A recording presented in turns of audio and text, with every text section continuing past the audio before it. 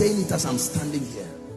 If the Lord asked me to stop ministry now, I stand by the God of heaven. I'm speaking. I know that they are recording this. I will never carry a mic again till Jesus comes. I love him more than ministry. I love him more than titles. Don't allow men clap you out of the will of God. You must sustain the grace and the hunger. Please hear me. I'm talking. This is not preaching. This is not. I'm speaking from the. Sometimes when we see people who God has dropped his hand upon them, sometimes we need to be open like this to say these things so you will get it. Don't let fame can be deceptive. People can clap their hands. When I was coming in, thank God for your wonderful protocol people. I saw everybody running around and some of you were holding cameras. I said,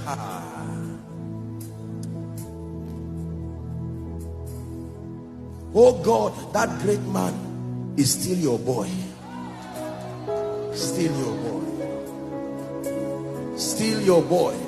He's somebody's father, but he's still your boy. He's somebody's mentor, but he's still your boy. He's somebody's role model, but he's still your boy. He's somebody's hero, but he's still your boy. The day you graduate yourself from the school of the spirit and pride gives you an award for completion, that day you begin to die immediately, no matter who you are. The day your knees becomes too far from the ground, that is the day your crown will fall from your head. I tell you this. This is the mystery behind the destruction of the great. This is why people start well and don't finish well.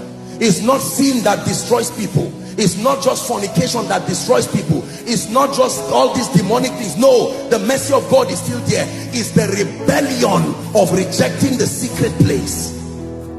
That's where people die. That's where people stay and are destroyed. They clap you out of his presence and you cannot die. Please listen to what I am telling you, because there are people. This is why you came here today. Forget man of God, woman of God. Thank God for that. But it's time, somewhere in this service, we are going to cry before God and say, Lord, this is no longer apostle. This is your boy.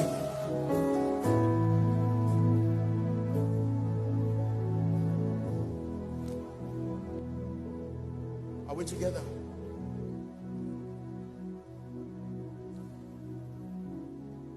This is the place of encounter. Do to me what you want. This is the place of surrender. Do to me what you want. This is the place where my life is changed. Do to me what you want. So we must pray the prayer of the psalmist. It says, search my heart, Lord, search me. I'm not ashamed of what you will find. If you find loss here, I'm not ashamed. I won't say I'm a big man. If you find loss, kill it before a generation kills me for it. If you find pride, I'm not ashamed when I stand before you. I know I'm a great musician. I know I'm a great man. But I come to you. May your all-seeing eye search my heart, search my motive. Leave ministry, leave preaching, leave singing. Focus on me. Listen. You can be fasting as a man of God. That fasting is complete, is almost wasted. You can go to God as a colleague, trying to get one or two things.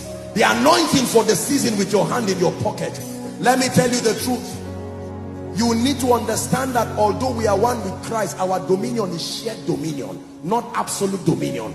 And there are times you need to join the 24 elders. Take away your golden crown and join them to lie down and cry, Kadosh, holy, holy.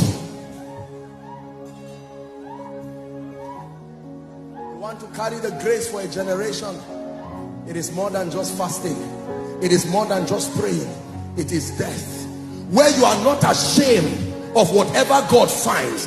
People can be clapping for you and God says, no, in the last 2 weeks pride is growing in you, lust is growing in you. In the last 2 weeks bitterness, you are no, work on it. And you get down on your knees quickly and say, Lord, I'm not ashamed. What is there to be ashamed of?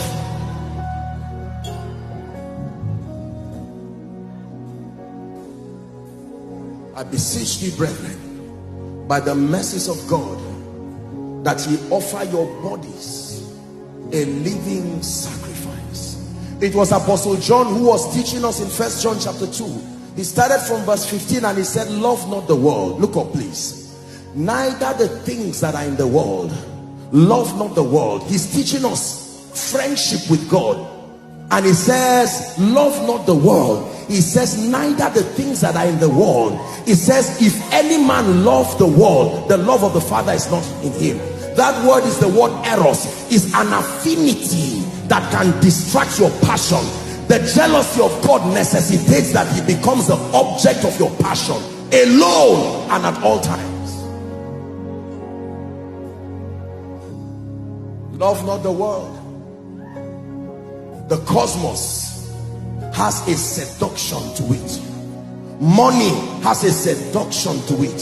Fame has a seduction to it. Are we together? Every good thing has a seductive component to it.